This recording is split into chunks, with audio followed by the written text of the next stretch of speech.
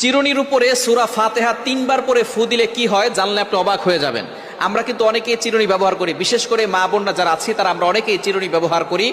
আবার অনেক মা বোনদের মাথায় অনেক সমস্যা থাকতে পারে, মাথা ব্যথা হয় এবং মাথার চুল উঠে যায়, চুলের গোড়া নরম হয়ে গেছে, চুল বারবার উঠে যায়।